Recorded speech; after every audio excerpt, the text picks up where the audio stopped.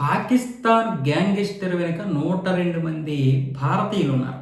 దానికి సంబంధించి మహారాష్ట్ర ఏటీఎస్ఎం వచ్చేసి ఈ కీలకమైనటువంటి విషయాల్ని తన యొక్క నిఘా సంస్థలతో మొత్తం బయటికి తీసింది. వాడెవడైతే షాజాద్ ఉన్నాడో పాకిస్తాన్ గ్యాంగిస్టర్ షాజాద్, వాడి అనుచరులు వాట్సాప్, ఇన్స్టాగ్రామ్, ఫేస్బుక్ ఇంకా అనేక రకాలైనటువంటి సోషల్ మీడియా ప్లాట్ఫామ్లు ఉపయోగించి ఇక్కడ అగ్రెసివ్గా ఉన్నటువంటి యువతని వాళ్ళ వైపుకు తిప్పుకొని ప్రయత్నం చేసి, ముఖ్యంగా నిరుద్యోగులు అలాగే డబ్బు కాసిపడినటువంటి వారని చెప్తున్నారు. కానీ వాళ్ళు ఈ దేశం మీద విచ్చలవిడమైనటువంటి దీంతో ఉంటారు. నిజంగా వాళ్ళలో నిరుద్యోగం ఉందంటే లేదు, ఏదో ఒక పని చేసుకుని బ్రతకగలుగుతారు ఇక్కడ. కానీ ఇప్పుడు నిరుద్యోగం అని పేరు పెడుతున్నారు. వాస్తవానికి అది నిరుద్యోగం కాదు, ఈ దేశం మీద ద్వేషం.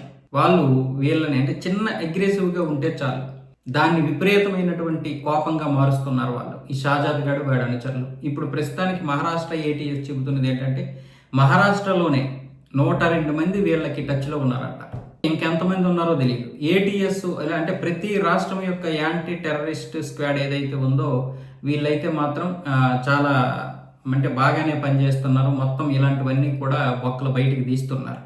ఎందుకంటే కేంద్రం కూడా వీళ్ళందరికీ ఆదేశాలు జారీ చేసింది. ఒక్క ఉగ్రవాది కూడా తప్పించుకోవడానికి లేదు అన్న విధంగా.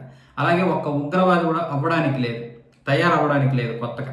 ఇలా ఎప్పటికప్పుడు నిఘా వేయకపోతే ఇక మనకు తెలియకుండానే ఉగ్రవాదులు తయారవుతూ ఉంటారు. మళ్ళీ పాకిస్తాన్ ప్రేమికులు ఎక్కువైపోతూ ఉంటారు. ఇలాంటి వెధవల్ని ఎప్పటికప్పుడు తుంచాలి, దానికి సరైనటువంటి ఇది కూడా వేయాలి. ఇప్పుడు ఈ 102 మంది కూడా ఉపా చట్టం ఉపయోగించడానికి ప్రయత్నాలు చేస్తున్నారు. చెయ్యాలి మరి. ఇప్పటికే మన వాళ్ళు అక్కడ జమ్మూ కాశ్మీర్లో వేట మొదలు పెట్టారు, ఒక్కొక్కరిని వేటాడి పారేస్తున్నారు. అలాగే మన అజ్ఞాత వీరులు కూడా పాకిస్తాన్, బంగ్లాదేశ్ లాంటి ప్రాంతాల్లో వేటాడుతున్నారు. ఇప్పటికే 112 మందిని వేటాడేశారు, ఇంకా మరికొంతమందిని వేటాడుతారు. కానీ మన వంతుగా మనం కృషి చేయాలి కదా, ఇక్కడ ఉన్నటువంటి వెధవల్ల పట్టించాలి కదా.